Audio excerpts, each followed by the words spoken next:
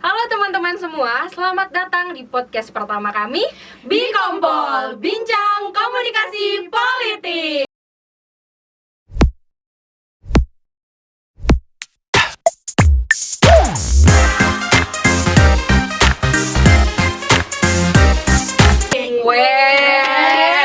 Mantap banget ya. Sudah semangat ya? Semangat kita emang ada semangat dalam jiwa gitu kan ya. Tetap dalam jiwa tapi bukan isyana. Ya. Oke teman-teman, kita udah ngelawak aja nih ya.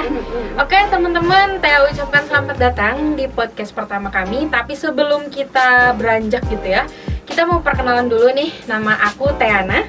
Halo, aku Aisyah. Halo, aku Devi Mulyanti. Halo, aku Selvina. Oke, halo guys, gimana nih kabarnya? Alhamdulillah, baik. Baik ya, baik olahraga ya. Soalnya kan Tia tahu sekarang minggu-minggu UAS. Benar banget nih. Tetap tapi kita harus punya jiwa-jiwa merah seperti Almet kita ya. Telkom dong ya. Kita adalah mahasiswa Telkom teman-teman semester 4 dan sekarang kita akan membuat podcast. Kita juga di sini bakal ngebahas tuntas, bincang santai tentang apa ya, salah satu tokoh di Indonesia ya. Seseorang yang sangat menginspirasi khususnya kepada mahasiswa gitu, kepada pelajar-pelajar di Indonesia dan juga meningkatkan pendidikan di Indonesia juga. Siapa lagi kalau bukan Mas Menteri. Mantap banget. Bentar, Tia tanya dulu, Mas Menteri itu siapa sih? Mas Menteri ini julukan dari Pak Nadiem Makarim gak sih? Pak Nadiem. Nadiem. Iya, betul banget Pak Nadiem. Nah, teman-teman, kita kenalan dulu sama Pak Nadiem. Kita bakal bahas dulu biografi beliau. Jadi Pak Nadiem atau lebih dikenal sebagai Mas Menteri ini lahir pada tanggal 4 Juli 1986. Ada yang tahu lagi nggak? Nih yang aku tahu Nah. dalam dunia pendidikannya, Oke. Mas Menteri atau Pak Nadiem ini mengemban SMA-nya di Singapura. Dan pada tahun 2002 Ya. saat kita baru lahir nih, Mas Menteri tuh udah mengemban S1-nya di Amerika Serikat. Waduh. Wow, Masya Allah. Yaitu Universitas Brown pada jurusan Hubungan Internasional. Keren banget. sih. Apalagi universitas itu termasuk universitas terbaik ya Iya, di betul. dunia. Waduh. Nah, bukan cuma itu deh, Mas Menteri ini juga sempat ngikutin pertukaran pelajar di London School of Economics. Wow. London. Oh iya ya, setahu aku juga nih, Mas Menteri ini tuh punya pendidikan terakhirnya di Harvard University loh. Guys. Nah, Mas Menteri ini juga dari Harvard tuh punya gelar namanya MBA. Setelah lulus dari Harvard, tidak sampai di situ, Pak Nadiem juga langsung bekerja di McKinsey & Company. Waduh, Dan dia langsung berpindah nih karena tidak puas dan berpindah ke Zalora Indonesia sebagai manajer editor. Wah, gak main-main ya. Main-main. Iya. Namun setelah itu juga Mas Menteri ini keluar dari tempat kerjanya dan melanjutkan bisnisnya dengan ide sendiri karena sejak dari Harvard Business School, Mas Menteri ini juga sudah bertekad untuk melanjutkan bisnis dari ide sendiri, sehingga kisah suksesnya Nadiem Makarim atau Mas Menteri ini itu dimulai dari permulaan idenya tersebut, sehingga ia disebut jadi founder Gojek. Siapa yang nggak tahu Gojek? Nggak tahu lah ya. Si hijau yang banyak fungsinya, Yang segala ada. yang memudahkan kita. Kita mau makan, tek. Gojek. Kita mau pergi, ada tek. Ada. Udah jadi ya nggak ada alasan lagi ya. Semua sudah dipermudah lah dengan adanya Gojek. Gitu. Nah, Gojek tuh salah satu gebrakan baru. Daripada kita ngelantur, kita langsung aja nih masuk ke section pertama. Kita akan bahas mengenai Gojek. Yuk, langsung ke session selanjutnya.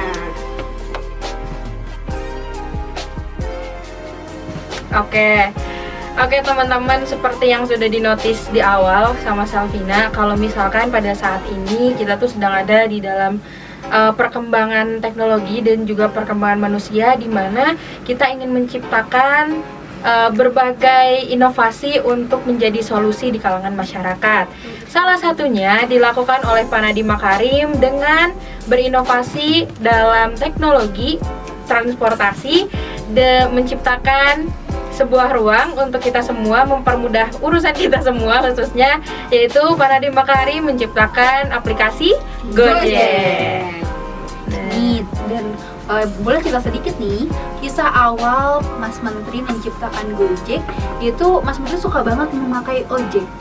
Jadi untuk pulang pergi dari kantor ke kantor selanjutnya atau ke rumah, Pak Nadiem tuh suka banget menggunakan ojek karena beliau merasa aman menggunakan ojek. Nih bahkan lebih dari minum obat, Pak Nadiem tuh sehari tuh 5 kali menggunakan ojek. Siap. Iya. Nah, Saking cintanya menggunakan ojek Dan saking cepatnya mungkin ya. dan mudah juga sih. Nah, karena saking seringnya ya kayak minum obat ya.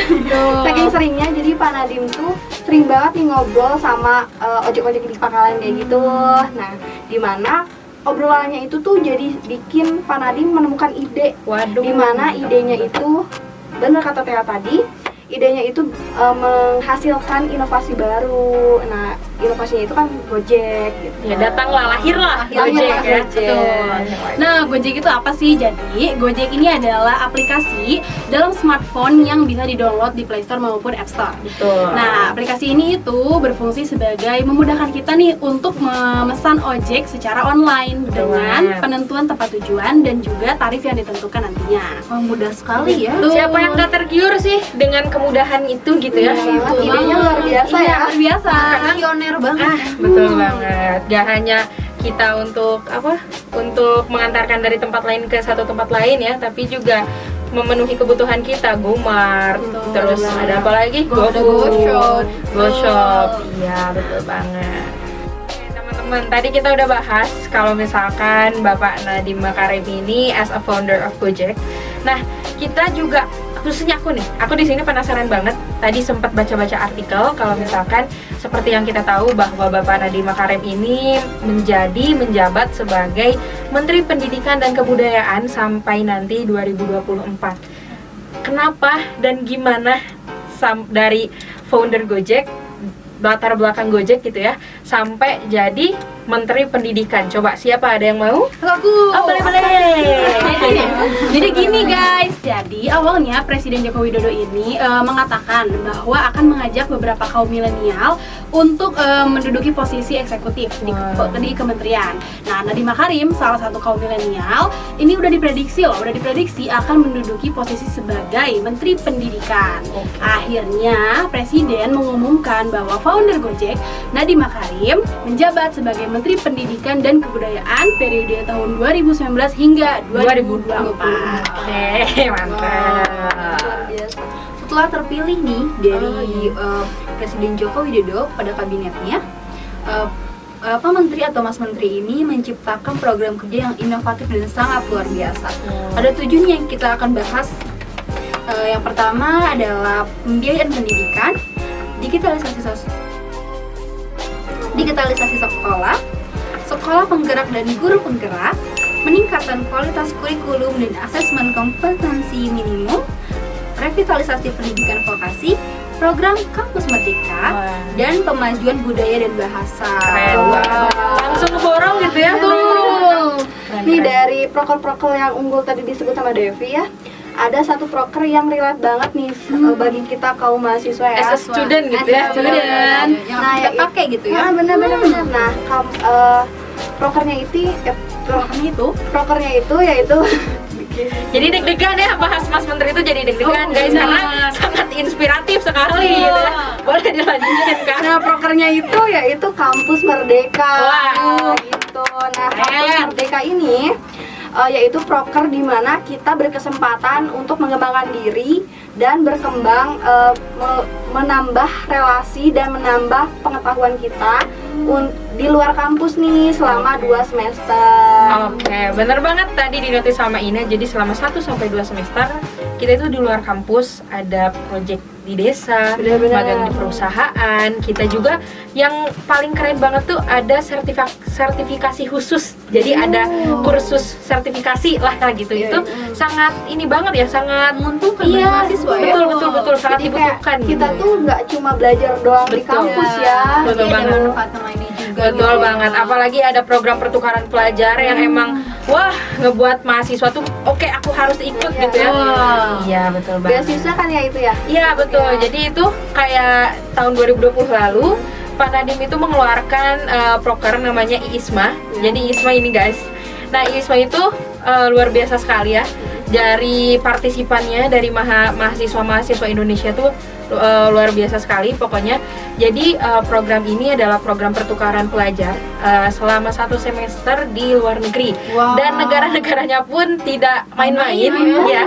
Salah satunya ada Amerika dan UK, di mana dua negara ini yang sangat diminati ya, dengan pendidikan yang sangat berkualitas tentunya. Dan kita sebagai mahasiswa juga dengar itu kayak wah ini udah maju banget gitu, kita udah dikasih kesempatan besar gitu ya untuk bisa merasakan kuliah di luar negeri seperti apa. Karena dari proker-proker yang tadi disebut Desi juga itu banyak banget ya anggaran yang Pak Nadiem keluarkan ya, sampai banget. bahkan triliun. Kita tidak bisa menghitung berapa spesifiknya, tapi betul super sekali ya, luar biasa sekali. Dan ya bagus banget sih, tepuk tangan untuk Pak Nadiem Makarim.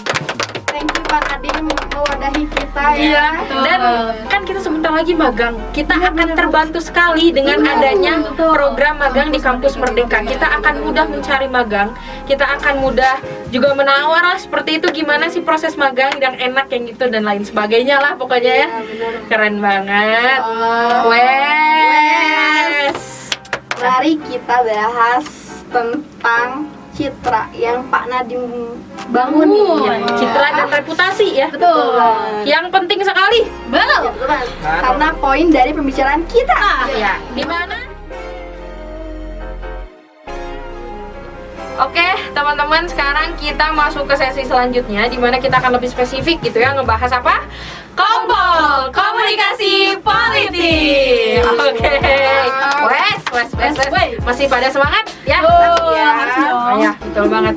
Nah, teman-teman, jadi dengan semua yang tadi kita udah ceritain ya, kita udah tahu bahwa Pak Nadiem Makarim ini sangat mentargetkan gitu ya mahasiswa, pelajar gitu untuk kita Gen Z, milenial dan lain-lain. Nah, khususnya juga target Pak Nadiem Makarim itu tidak lain tidak bukan influencer yang dimana sangat teramat memberi impact gitu ya kepada kita. Khususnya ada beberapa influencer yang bergerak di bidang pendidikan juga, seperti yang kita tahu seperti siapa? Jerome Pauline, Maudy Ayunda, dan juga Prilly Latuconsina. Nah, terus ya Mas Nadiem ini juga pandai dalam memilih media ya. Betul. Karena media-media yang dipilih itu benar-benar kepake banget sih sama kita ya. Kayak misalnya Instagram dan Twitter tuh emang aktif banget tuh Pak Nadiem di aplikasi ini tuh. Bahkan kayak aplikasi Instagram tuh banyak banget fitur yang bisa Pak Nadiem gunain. Terus kayak kayak kita sering pakai nggak sih Instagram kayak gitu. Dan bisa mengikutinya ya. Nah, kayak Twitter juga kan kayak balas-balas tweet kayak gitu tuh. Betul Kayak sekali. Pak Nadiem aktif ya. Aktif banget dalam membalas Twitter ya. Interaksi dengan mahasiswa dan pelajar dan lain sebagainya. Nah, kayak konten-konten yang di-share juga tuh kayak keren-keren. Nah, yang bakal jalan sama Kia mungkin ya Kia ya. Nah, boleh. untuk konten-konten nih yang dibuat oleh Mas Menteri ini pastinya itu menyesuaikan ya, isi pesannya ini menyesuaikan dengan target audiens gitu dari Pak Nadiem Makarim. Seperti bahasanya disesuaikan. Nah, salah satu contoh dari cara dari Pak Nadiem Makarim untuk mengajak audiensnya ini seperti yang sudah disebutkan oleh Tiana tadi, live Instagram nih dengan influencer muda agar mendapat suara dari kaum milenial dan juga zilenial. Contohnya tuh live sama siapa Ki? Live Jerome dengan Jerome Pauline, Maudy Ayunda, dan Prilly Latuconsina. Iya, kalian nonton nggak? Nonton. Itu keren banget ya. Keren banget. Meskipun live gitu ya dan Instagram gitu, kirain aku nggak akan sefokus itu dan ternyata pembahasan pun juga Mahal banget ya, betul banget. Dimana kan kayak Jerome, terus kayak Maudy tuh orang-orang pinter Iya, betul banget.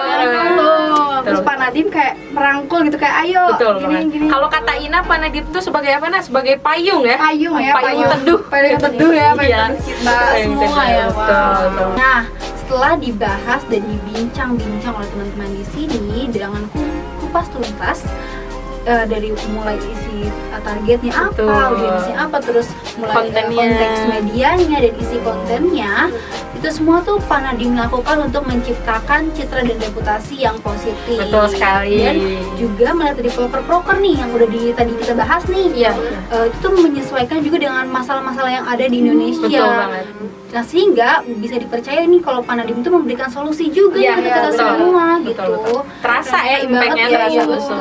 Luar biasa. Iya benar teman-teman. Jadi kita sudah masuk pada sesi akhir, di mana tadi mungkin kita sudah membahas tentang biografinya, tentang awal latar belakang Pak Nadiem menjadi founder Gojek dan sampai menjadi Menteri Pendidikan dan Kebudayaan sampai 2024 nanti gitu. Dan banyak sekali hal-hal positif yang bisa kita ambil dari perbincangan kita tadi, dan semoga teman-teman juga membawa hal positifnya, negatifnya, lain-lainnya. Teman-teman boleh singkirin dulu ya. Untuk itu terima kasih teman-teman yang sudah menonton sampai akhir, sudah menonton mungkin kegugupan kita di depan kamera dan lawakan kita yang agak sedikit garing mungkin ya. Tapi untuk menambah rileks suasana mungkin itu diperlukan gitu. Betul. Oke. Terima kasih teman-teman, Teh ucapin. Jangan lupa like, comment, and subscribe. Wassalamualaikum warahmatullahi wabarakatuh. Dadah.